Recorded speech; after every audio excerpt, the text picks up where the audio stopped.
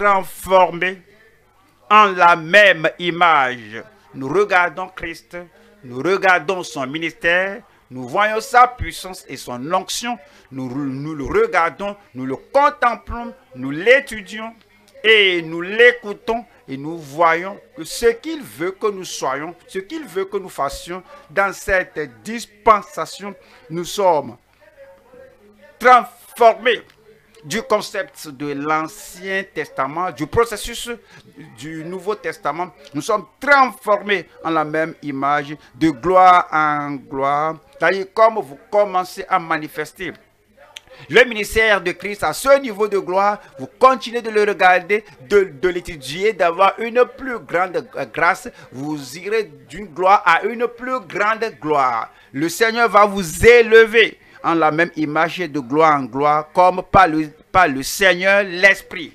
Nous allons voir ce soir le ministère le plus excellent du sacerdoce du Nouveau Testament. Nous allons voir 3.1. Le ministère limité des sacrificateurs de l'Ancien Testament. 2. La médiation perdue.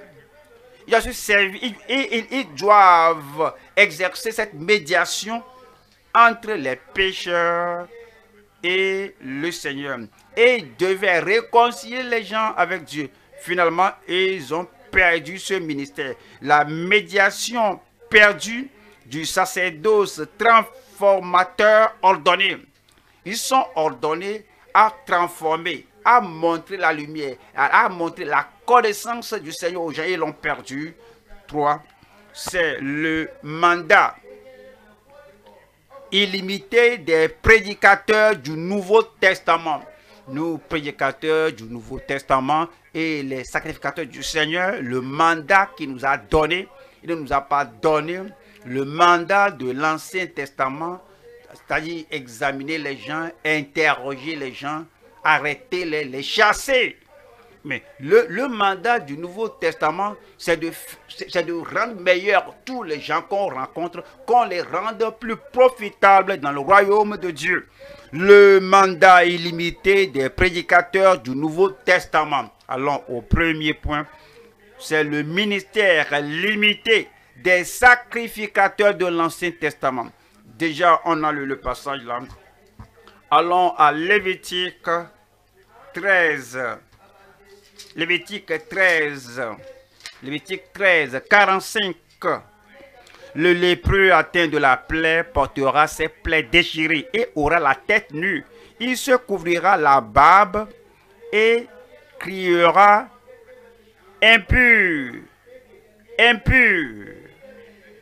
Le verset 46. Aussi longtemps qu'il aura la plaie, il sera impur. Il est impur. Il habitera seul. Pas de communion, il demeurera seul. Pas d'association, il habitera seul. Il sera mis en quarantaine, il sera mis dehors, hors du camp. Il habitera seul. Sa demeure sera hors du camp.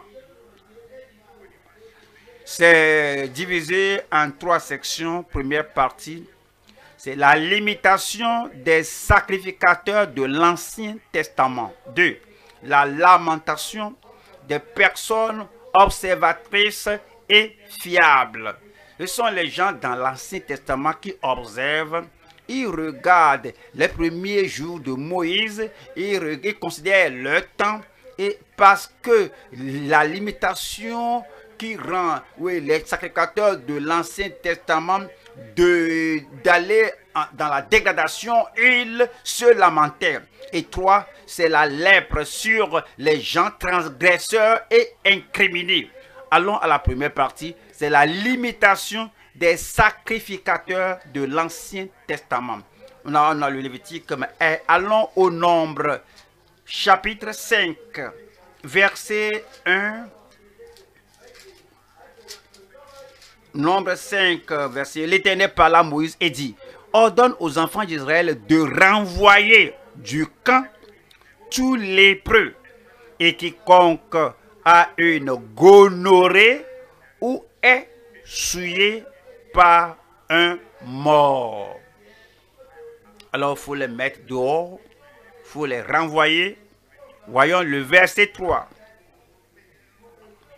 Hommes ou femmes, vous les renverrez, vous les renverrez hors du camp, afin qu'ils ne souillent pas le camp au milieu duquel j'ai ma demeure. C'est-à-dire que tous ces gens qui sont renvoyés parce que la lèpre est contagieuse et ils n'ont pas de vertu de guérison, ils n'ont pas de puissance pour les guérir. Alors pour ne pas empirer le cas pour l'assemblée des enfants d'Israël, tout ce qu'ils pouvaient faire, c'est de les renvoyer, de les mettre hors du camp. Le verset 4 dit: les enfants d'Israël firent ainsi, et sans partialité, et sans considérer ceci et cela, sans avoir, sans user de favoritisme. C'était Marie qui a contracté la lèpre, et elle et Aaron, le souverain sacrificateur, parlaient contre Moïse, et Aaron n'avait pas le pouvoir pour la guérir. C'est seulement ce qu'il pouvait faire, c'est de parler à Moïse. Moïse n'était pas le sacrificateur du Seigneur, n'était pas ni le souverain sacrificateur, il est serviteur de Dieu. Tout ce qu'il pouvait faire, c'est de supplier Moïse, de prier pour elle, de la guérir, afin qu'elle ne soit pas comme l'une des gens rejetés. Et Dieu a dit, nous allons toujours suivre le principe avant qu'elle ne soit guérie. Mais Moïse va prier, mais elle sera hors du camp. Et l'Éternel parla à Moïse: homme ou femme, vous les renverrez hors du camp, afin qu'ils ne suivent pas le camp au milieu duquel j'ai ma demeure. Alors, c'est leur limitation, ils ne pouvaient pas guérir, ni délivrer, mais ils pouvaient les mettre hors du camp. Dans notre situation, dans notre église ici, quelle est notre première pensée lorsque quelqu'un est rétrograde, lorsque quelqu'un s'est égaré? La première chose, c'est de les renvoyer, c'est de renvoyer ces gens-là. Alors, ne devons-nous pas avoir une meilleure méthode pour aborder que voici, on a appris ce qui s'est passé, mais quand même, on ne tolère pas le péché. Mais est-ce qu'on peut prier avec eux? Est-ce qu'on peut les aider à être bien convaincus? Est-ce qu'on peut les aider à se repentir? Est-ce qu'on peut les aider à avoir une consécration, un engagement qui dit que je ne récidiverai plus, je ne ferai plus cela? Et leur vie commence à briller. Voyons la deuxième partie ici. La deuxième partie, nous allons voir la lamentation des personnes observatrices et fiables. Il y a des gens dans le pays qui observaient ce qui se passait et ils voyaient que, quoique les sacrificateurs de l'Ancien Testament n'étaient pas en mesure de guérir ou de purifier les lépreux, il y a certains prophètes, des prophètes qui s'identifient, qui se sont distingués et qui ont le pouvoir que les Lévites et les sacrificateurs n'avaient pas. 2 Rois 5, 2 Rois 5, 1, 2 Rois 5, 1. Naaman, chef de l'armée du roi de Syrie, jouissait de la faveur de son maître et d'une grande considération, car c'était par lui que l'Éternel avait délivré les Syriens. Mais cet homme fort et vaillant était lépreux. Et voici un étranger, a au droit de cité d'Israël. Et il fut lépreux, un grand homme, un vaillant guerrier. Et c'est un officier dans l'armée. Il a apporté la victoire à son pays. Et le verset 2 dit: oh, les Syriens étaient sortis par troupes, et ils avaient emmené captive une petite fille du pays d'Israël qui était au service de la femme de Naaman. Et le verset 3 nous dit: Et elle dit à sa maîtresse, oh, si mon Seigneur était auprès du prophète qui est à Samarie, pas au sacrificateur, pas au sacrificateur, la petite fille n'a pas l'idée que le sacrificateur a la puissance, mais il connaissait le prophète. Mais vous pouvez vous distinguer au lieu d'avoir l'esprit d'investiguer, d'interroger, de chasser. Tu peux avoir cet esprit-là, de la purifier, d'avoir le miracle, de te relier, de te connecter au Seigneur Jésus-Christ. Ce que Jésus a fait à ces gens-là. Mais s'il est là aujourd'hui, que fera-t-il à celui-ci, à celui-ci? Donc, la petite fille a dit que si mon maître était à Samarie, alors il le guérirait de la lèpre. Et le verset 4 dit, Naaman alla dire à son maître, la jeune fille du pays d'Israël a parlé de telle et telle manière. Finalement, Naaman était allé vers Élisée. Et le verset 9 dit, Naaman vint avec ses chevaux et son char. Et il s'arrêta à la porte de la maison d'Élisée. Le verset 10. Élisée lui fit dire par un messager, va et lave-toi 7 fois dans le Jourdain. Ta chair redeviendra saine et tu seras pur. Évidemment, Élisée aurait lu l'Ancien Testament, un prophète en Israël. Il aurait su comment examiner la lèpre, comment voir si le cheveu est blanc, le poil est blanc, et il aurait examiné que voici une véritable lèpre et confirmer l'homme là impur. Non seulement ça, il aurait connu les sacrifices, les 2 oiseaux qui doivent être sacrifiés, un dont le sang est aspergé, l'autre laissé s'en aller. Tous ces détails, oui, Élisée n'a pas ne se référait pas à ces choses. Si vous avez la puissance de guérir et la révélation qui venait du Seigneur, que dit à l'homme et sa chair sera pure, donc tu n'auras pas besoin de ces rites cérémoniaux. Vous connaissez bien l'histoire. Tout d'abord, il a refusé. Après, tu l'as accepté. Il était allé se plonger dans le Jourdain et il était guéri. Le verset 14 dit, il descendit alors et il se plongea 7 fois dans le Jourdain selon la parole de l'homme de Dieu. Et sa chair redevint comme la chair d'un jeune enfant et il fut pur. Et vous serez purs de toute souillure, soit physique ou spirituelle. La pureté viendra sur vous au nom de Jésus-Christ. Après cela, verset 15 dit, Naaman retourna vers l'homme de Dieu avec toute sa suite. Lorsqu'il fut arrivé, il se présenta devant lui et dit, voici, je reconnais qu'il n'y a point de Dieu sur toute la terre. Lorsqu'on va à la croisade, à disséquer, alors quel est notre but? Est-ce que notre but c'est d'examiner les gens pour leur dire combien ils sont pourris, ils sont pécheurs, rejetés? Comment alors on doit leur faire comprendre leur misère et rentrer les têtes en bas, les têtes baissées? Non, ce n'est pas ça. Le but, c'est de voir la manifestation de la puissance de Dieu et de déclarer qu'il n'y a point d'autre Dieu qui puisse sauver, qui puisse guérir et délivrer de cette manière et qu'ils soumettent leur vie au Seigneur. Connaissez votre objectif.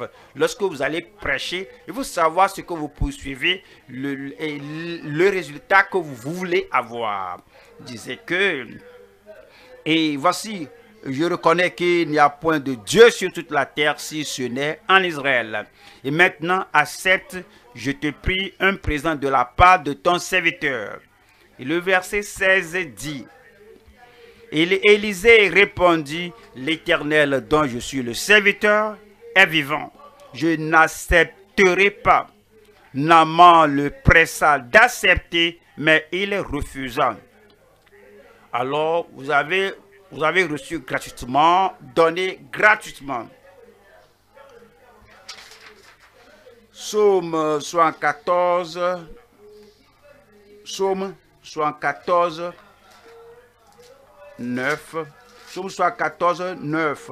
Nous ne voyons plus nos signes. Il n'y a plus de prophète et personne parmi nous qui sache jusqu'à quand.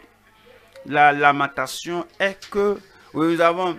Où sont les gens comme Élisée, des gens comme Élie, qui n'ont pas seulement le souci. On comprend dans l'Ancien Testament, on n'a pas besoin de pouvoir pour chasser les lépreux. On n'a pas besoin de grâce pour mettre les lépreux en quarantaine. On n'a pas besoin d'onction pour renvoyer les lépreux.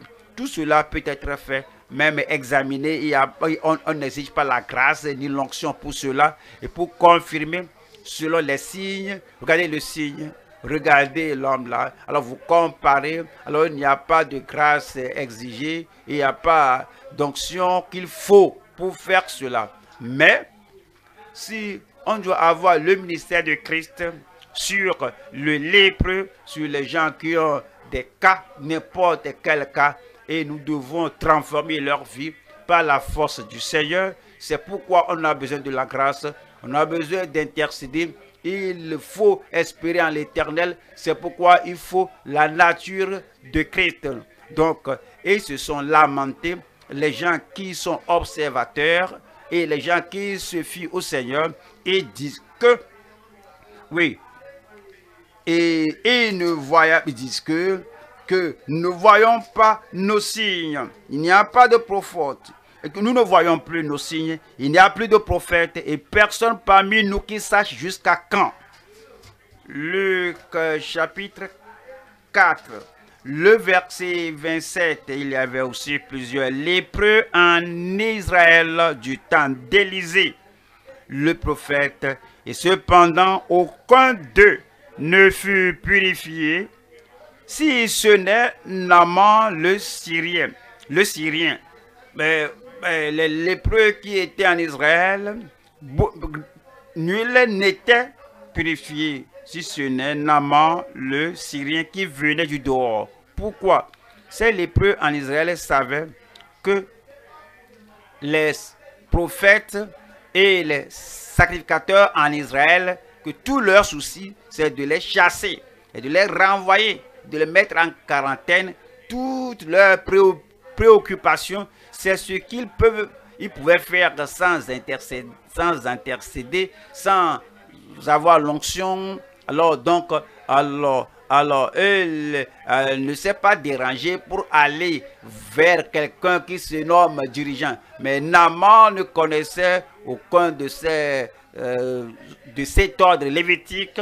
Donc, alors que si mon maître va vers le prophète, il sera guéri. C'est ce qu'il a pris au cœur. Si nous prenons cela à cœur, le Seigneur va nous guérir au-dedans. Il va guérir les gens au-dehors. Lorsque nous améliorons notre ministère, on ne cherche pas qui est le rétrograde et qui est la personne, qui est le faux type là-bas. Je cherche les gens là. Mon ministère, c'est d'avoir un gros gourdin, un gros bâton dans ma main pour chasser les gens.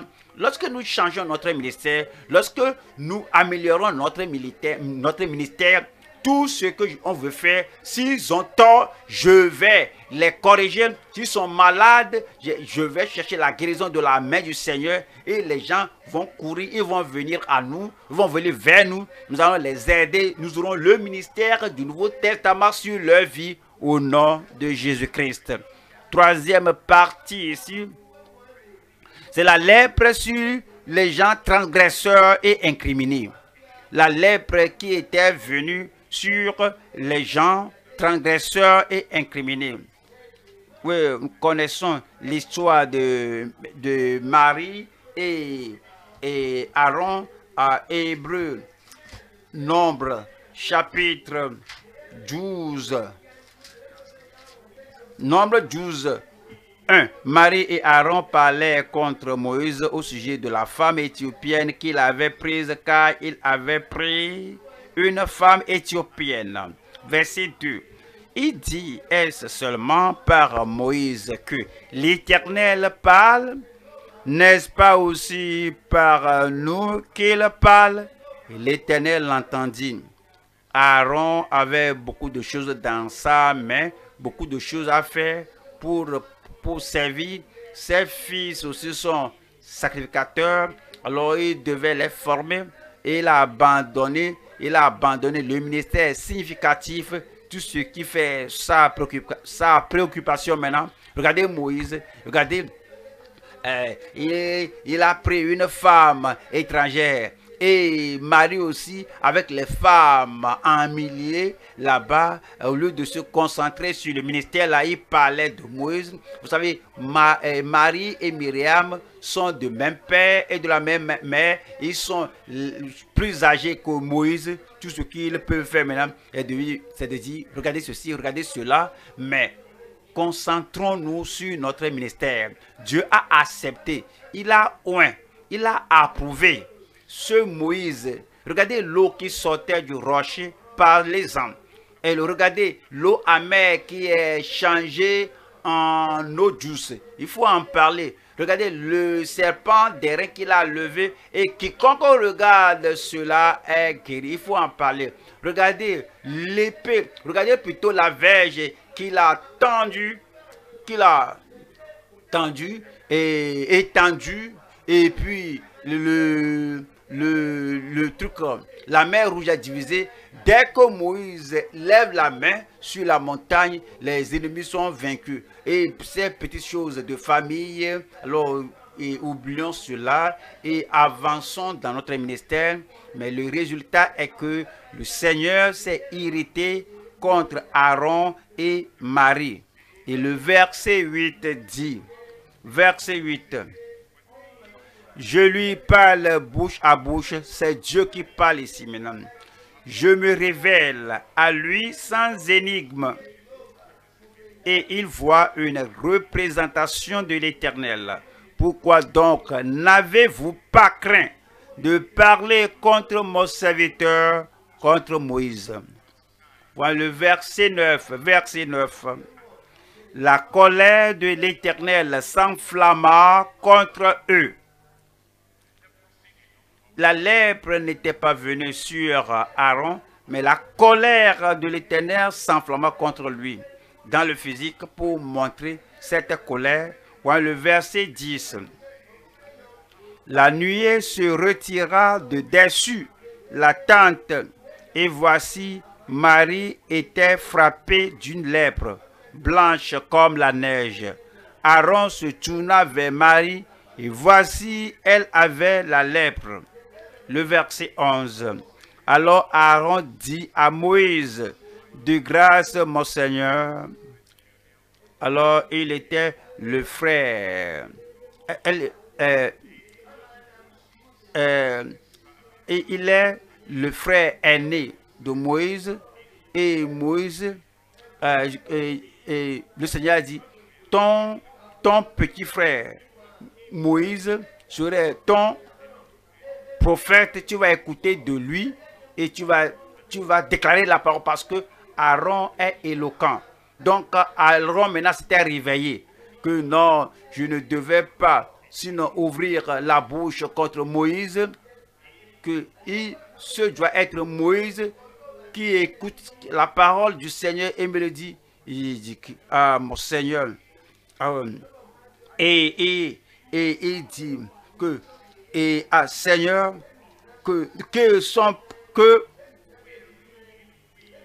alors Aaron dit à Moïse, de grâce mon Seigneur, ne nous fais pas porter la peine du péché que nous avons commis en insensé et dont nous sommes rendus coupables. Verset 12. Oh, qu'elle ne soit pas comme l'enfant mort-né, dont la chair est à moitié consumée quand il sort du sein de sa mère. Verset 13.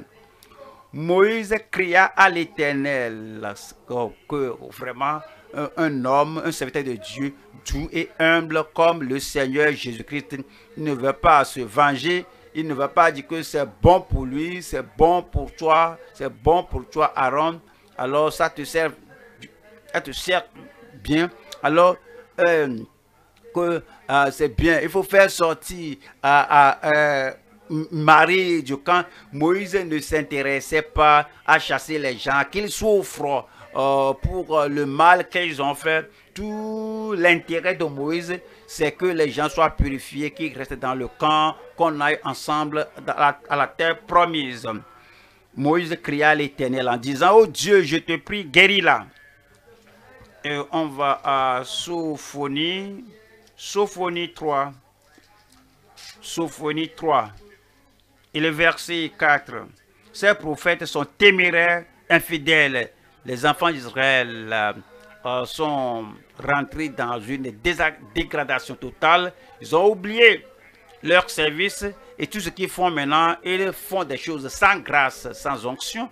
Et ils oppriment le peuple. Et ces prophètes sont téméraires, infidèles. Ces sacrificateurs profanent les choses saintes, violent la loi.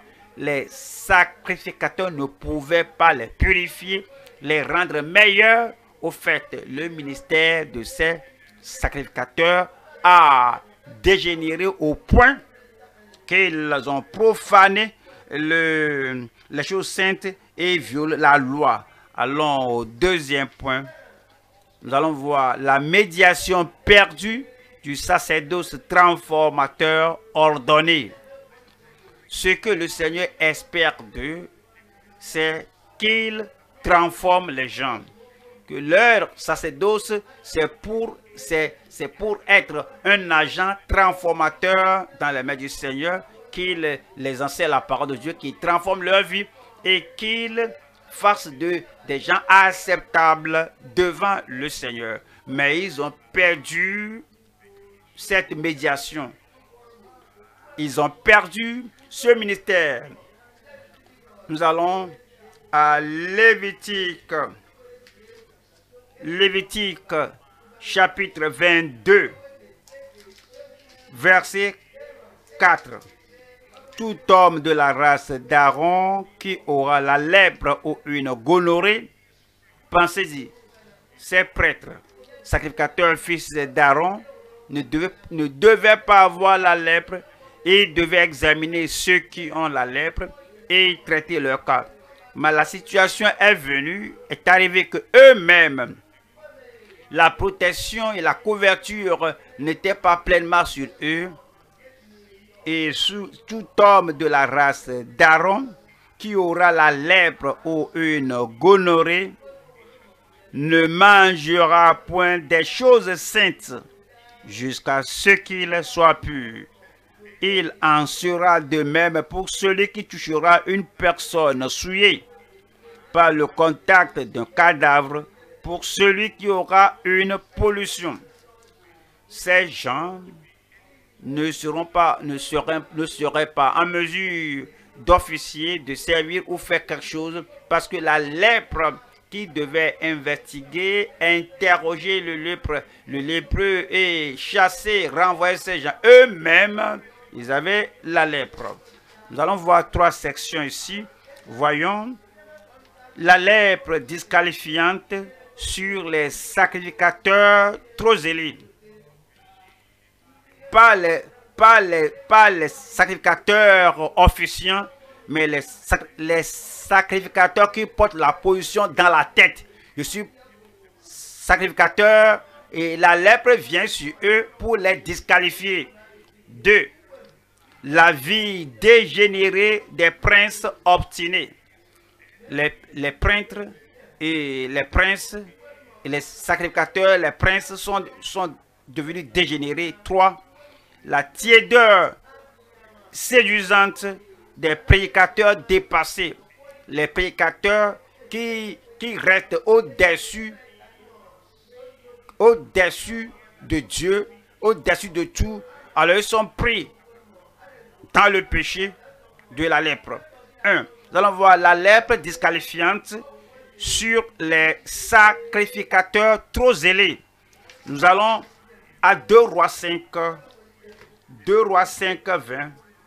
2 Rois 5, 20. Géasi, serviteur d'Élisée, homme de Dieu, se dit en lui-même: voici mon maître a ménagé Naaman, ce Syrien, en n'acceptant pas de sa main ce qu'il avait apporté. L'Éternel est vivant, je vais courir après lui, et j'en obtiendrai quelque chose. Verset 21. Et Géasi courut après Naaman. Naaman, le voyant courir après lui, descendit de son char pour aller à sa rencontre et dit: tout va-t-il bien? Verset 22. Il répondit: tout va bien. Mon maître m'envoie te dire. Est-ce vrai? A-t-il demandé la permission de son maître? Vous voyez, continuons. Il dit: voici vient d'arriver chez moi, deux jeunes gens de la montagne d'Éphraïm, d'entre les fils des prophètes. Donne pour eux, je te prie, 1 talent d'argent et 2 vêtements de rechange. Verset 23. Naaman dit: consent à prendre 2 talents. Il le pressa et il serra 2 talents d'argent dans 2 sacs, donna 2 habits de rechange et les fit porter devant Géasi par 2 de ses serviteurs. Verset 24. Arrivé à la colline, Géasi les prit de leurs mains et les déposa dans la maison, et il renvoya ces gens qui partirent. Verset 25. Puis il alla se présenter à son maître. Élisée lui dit: d'où viens-tu, Géasi? Il répondit: ton serviteur n'est allé ni d'un côté ni d'un autre. Maintenant, Élisée n'a pas besoin de psychologie pour l'examiner, pour l'interroger, pour l'investiguer, pour le questionner. Élisée n'a pas besoin de tout cela. Ouais, Élisée est un prophète. Alors, il s'était développé au-delà du niveau des sacrificateurs d'Israël, des fils de Aaron. Il a reçu la double portion de l'Esprit de Dieu. Il a demandé cela d'Élie. À cause de cela, il connaissait la vérité sans que Géasi soit questionné, mais il avait l'Esprit, il avait le don de l'Esprit. Et si nous passons beaucoup de temps sur nous-mêmes, ayant l'Esprit de Dieu en une mesure abondante, afin que nous soyons plus utiles dans l'assemblée que nous dirigeons, au lieu toutes ces méthodes et les choses machinales, les choses psychologiques et tout ce qu'on fait. Alors, ensevelissons tout cela et développons-nous afin que nous soyons plus bénéfiques, profitables pour le peuple de Dieu dans le ministère. Voilà le verset 26. Mais Élisée lui dit, mon esprit n'était pas absent lorsque cet homme a quitté son char pour venir à ta rencontre. Est-ce le temps de prendre de l'argent et de prendre des vêtements, puis des oliviers, des vignes, des brebis, des bœufs, des serviteurs et des servantes? Verset 27. La lèpre de Naaman s'attachera à toi et à ta postérité pour toujours. Et Géasi sortit, il a perdu son ministère à cause de la lèpre qui était venue sur lui comme jugement. Et Géasi sortit de la présence d'Élisée avec une lèpre comme la neige. Allons aux Éphésiens 5. Éphésiens 5, nous lisons le verset 5. Car sachez-le bien, aucun impudique ou impur ou cupide, comme Géasi cupide, c'est-à-dire idolâtre, il a adoré l'argent, il a adoré ce que Naaman a offert à Élisée. Élisée n'a pas accepté, que je l'ai reçu gratuitement, je te l'offre gratuitement. Et Géasi, à cause de la cupidité, a couru après lui et il a reçu la chose là. Et la parole de Dieu dit, non seulement il est cupide, il n'est pas pur, un cupide qui n'est pas pur, qui n'est pas transformé, changé, non seulement qu'il perdrait son ministère, mais il perdra aussi le royaume de Dieu, le ciel. Et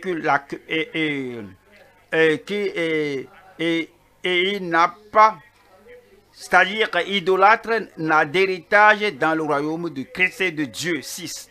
Que personne ne vous séduise par de vains discours, car c'est à cause de ces choses, la cupidité, car c'est à cause de ces choses, l'avarice, car c'est à cause de ces choses, c'est-à-dire courir après des gains illicites, et c'est à cause de ces choses que la colère de Dieu vient sur les fils de la rébellion. Le verset 7 dit, n'ayez donc aucune part avec eux. Voyons la deuxième partie ici. La vie dégénérée des princes obstinés. Les princes obstinés, les princes qui doivent amener les gens à regarder Dieu et faire de la nation d'Israël la nation la plus à désirer sur terre. Ces princes sont devenus obstinés et sont dégénérés. On va à Jérémie chapitre 2, verset 21. Je t'avais planté comme une vigne excellente et du meilleur plan. Comment as-tu changé, dégénéré en une vigne étrangère? Le verset 22. Quand tu te laverais avec du nitre, quand tu emploierais beaucoup de potasse, ton iniquité resterait marquée devant moi, dit le Seigneur l'Éternel. 26. Comme un voleur est confus lorsqu'il est surpris, ainsi seront confus ceux de la maison d'Israël, eux, leur roi, leur chef, leur sacrificateur et leur prophète. Ils n'avaient pas embrassé l'opportunité qu'ils avaient d'être très proches de Dieu pour être employés par Dieu, pour être transformés par Dieu et qu'ils restent au niveau élevé du ciel, dans les lieux célestes, qu'ils devaient garder. Romains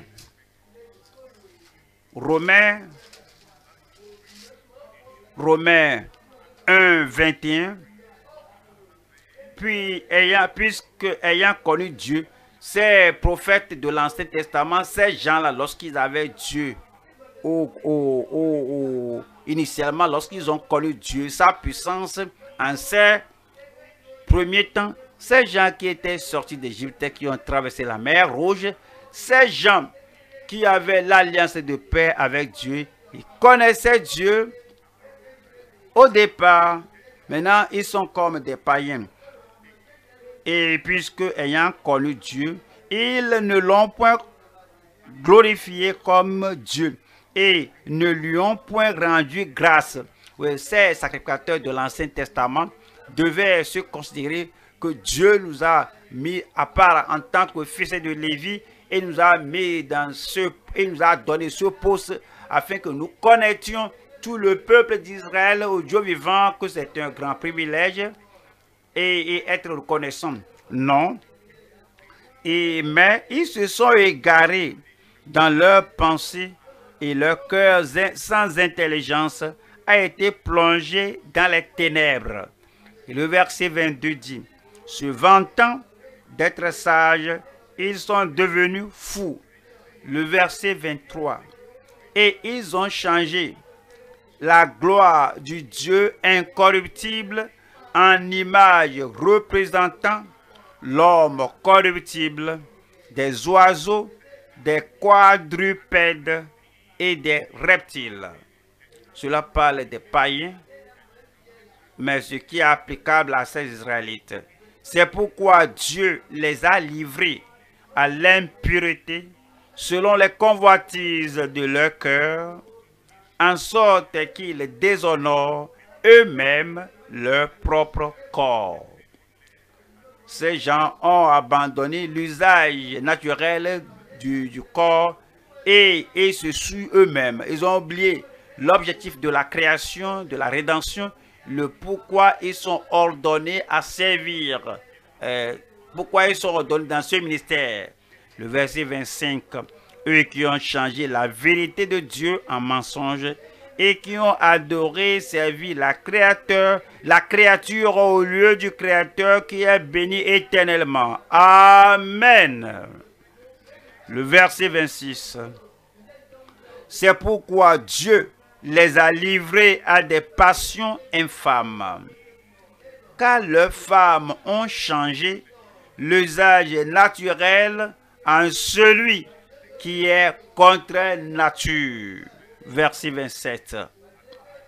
Et de même, les hommes, abandonnant l'usage naturel de la femme, se sont enflammés dans leurs désirs les uns pour les autres, commettant homme avec homme des choses infâmes et recevant en eux-mêmes le salaire que méritait leur égarement.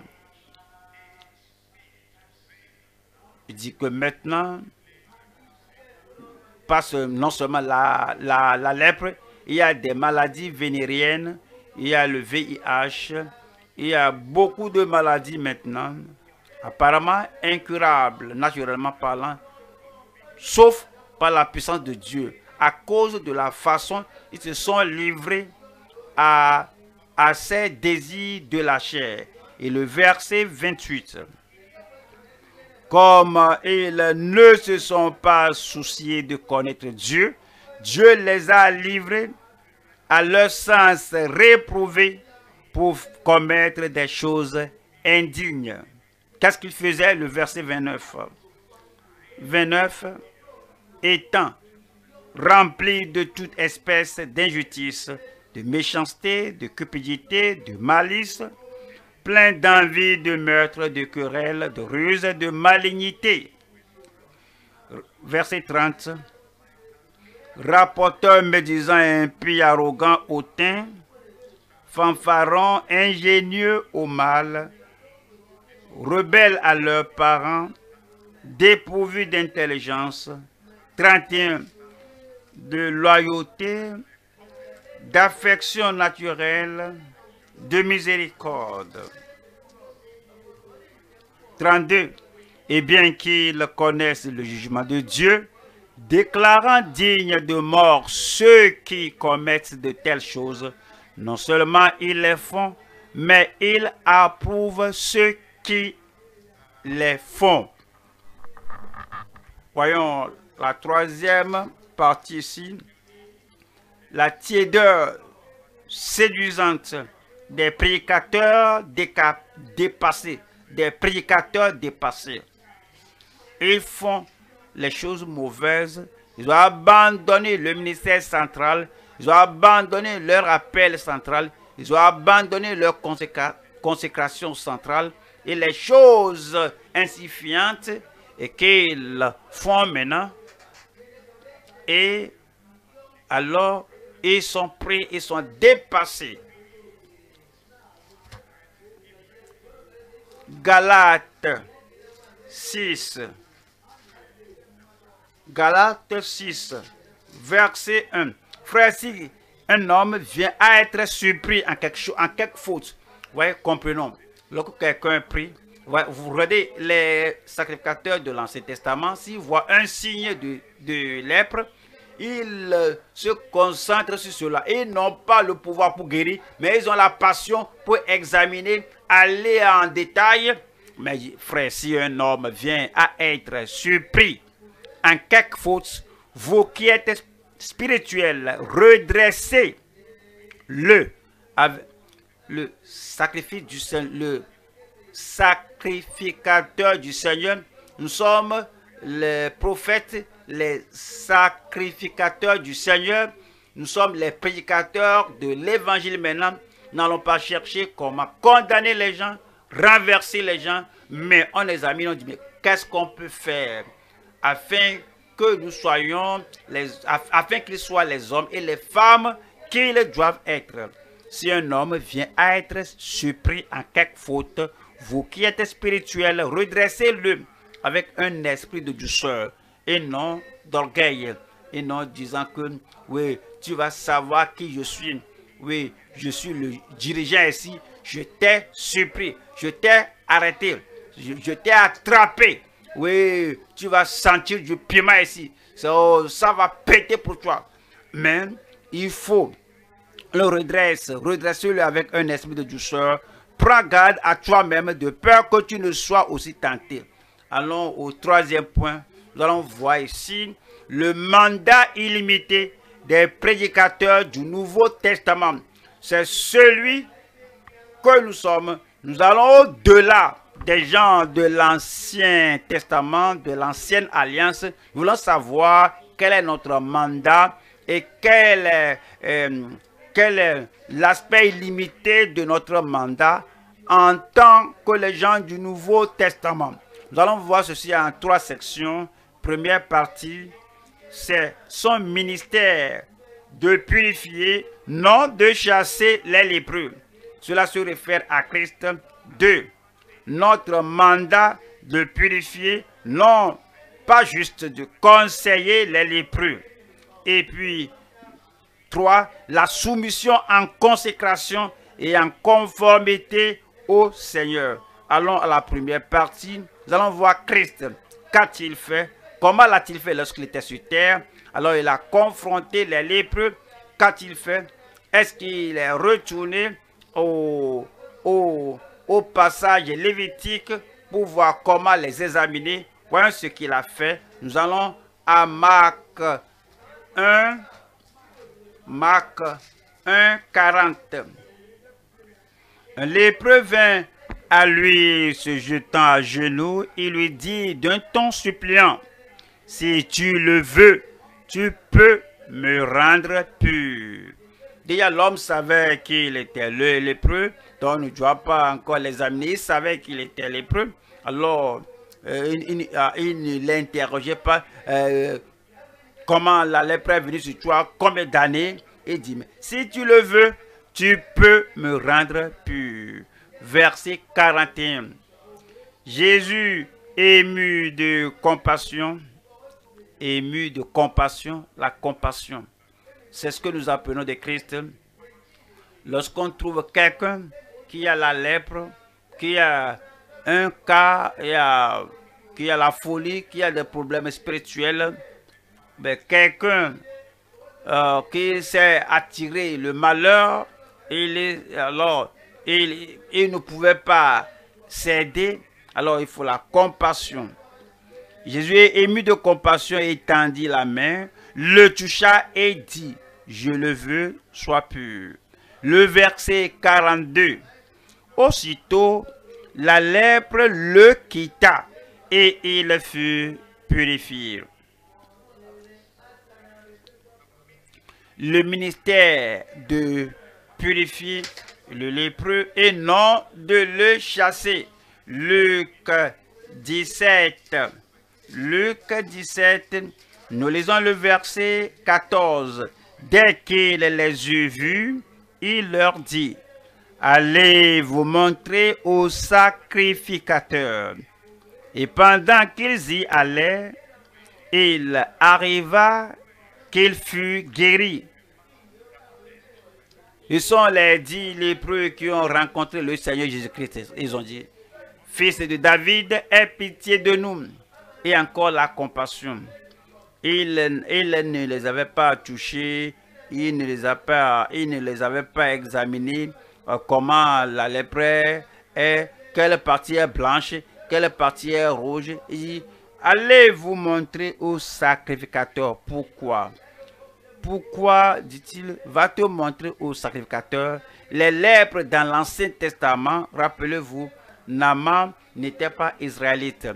Mais ceux qui étaient israélites et qui avaient la lèpre, alors ils sont examinés.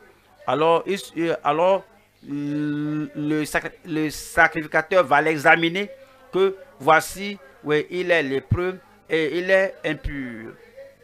On doit bien l'examiner pour affirmer que réellement cette personne est impure, est pure, avant de pouvoir l'amener au sein de l'Assemblée d'Israël. Vous voyez, il y a de cela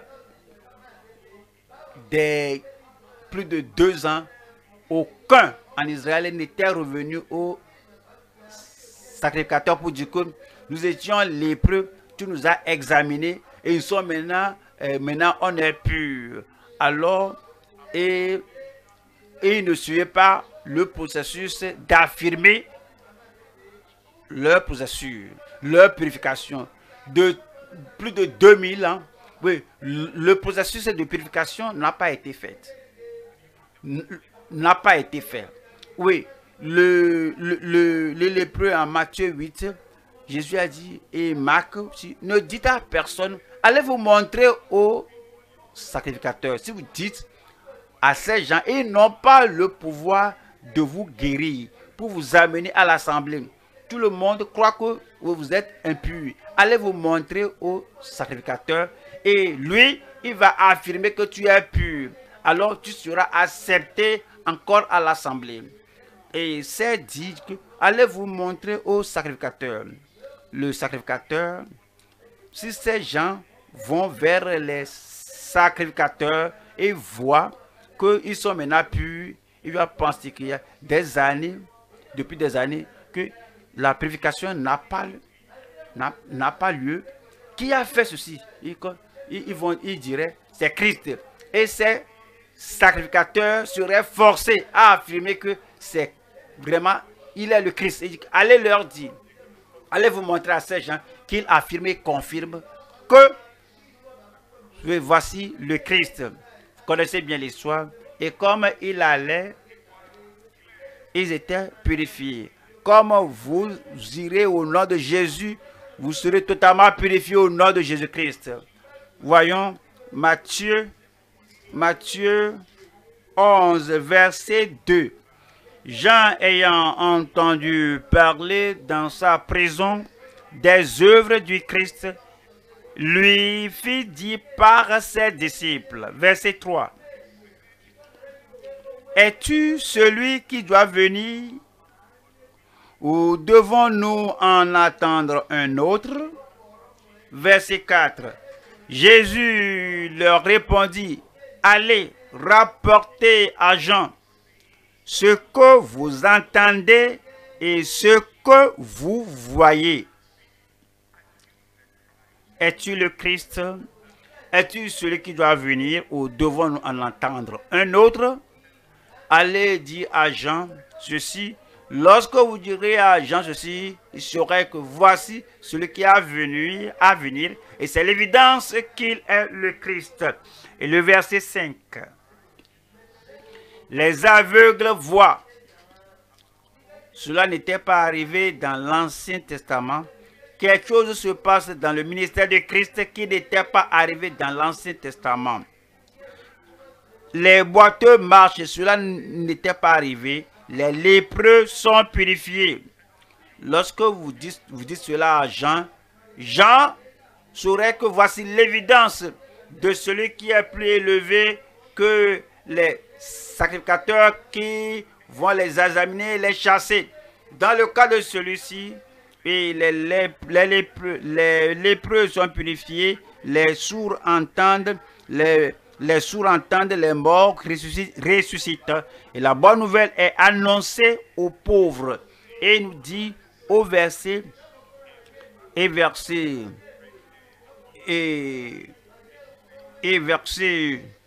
8, verset 6. Heureux celui pour qui je ne serai pas une occasion de chute.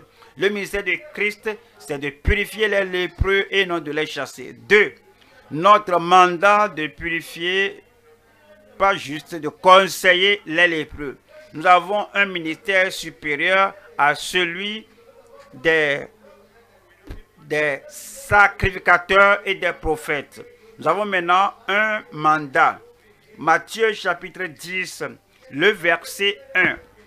Puis ayant appelé ses 12 disciples, il leur donna le pouvoir de chasser les esprits impurs. Il chassait les esprits impurs des hommes. Il ne chassait pas les gens de l'assemblée. Il chassait les démons, quel que soit ce que les gens avaient, quel que soit ce qu'ils manifestaient, pour les disqualifier d'être au sein des justes. Alors, chasser ces choses d'eux, pas qu'ils soient eux-mêmes chassés. Il leur donna le pouvoir de chasser les esprits impurs et de guérir toute maladie et toute infirmité. Le verset 7 dit, allez prêcher et dites, le royaume des cieux est proche. Voyez le mandat au verset 8. Guérissez les malades. Purifiez les lépreux. Guérissez les malades. Ressuscitez les morts. Purifiez les lépreux. Chassez les démons. Vous avez reçu gratuitement, donné gratuitement. Amen. Troisième partie ici, nous allons voir la soumission en consécration et en conformité au Seigneur. La consécration que nous devons avoir et l'engagement et la conformité au Seigneur que nous devons avoir. Romains chapitre 8, verset 29 qui dit, car ceux qu'il a connus d'avance, les a aussi prédestinés à être semblables à l'image de son Fils. À être semblable, le caractère de Christ, le ministère de Christ, l'onction de Christ, la puissance de Christ que nous devons recevoir et que nous soyons semblables à l'image de son Fils, afin que son Fils fût le premier-né entre plusieurs frères. Puisse le Seigneur nous qualifier au nom de Jésus-Christ. Deuxième Timothée 2, verset 5. Et l'athlète n'est pas couronné s'il n'a pas combattu, combattu suivant les règles. Nous voyons notre vie. Alors, quand il s'agit de guérir les malades, alors on cherche à maîtriser la matière. Alors, tout ce que le Seigneur nous a donné à faire, alors, dans notre maturité, on cherche, on vise à la maîtrise et on veut être à l'image de Christ et nous consacrons complètement. Et c'est dit, l'athlète n'est pas couronné s'il n'a combattu suivant les règles. Nous voulons dire au Seigneur, Seigneur, on a entendu, on ne veut pas rester au niveau des sacrificateurs de l'Ancien Testament. Nous voulons monter, vous allez monter. Votre ministère deviendra grand et vous serez plus élevé. Vous allez faire aujourd'hui plus qu'hier, plus que la semaine passée, plus que l'année passée. Que la grâce de Dieu, la puissance de Dieu croisse dans votre vie. Que l'onction du Saint-Esprit croisse dans votre vie. Que vous fassiez ce que vous n'étiez pas en mesure de faire et que le Seigneur soit avec vous, qu'il ne vous abandonne pas. Priez vous tenir debout et parler au Seigneur dans la prière.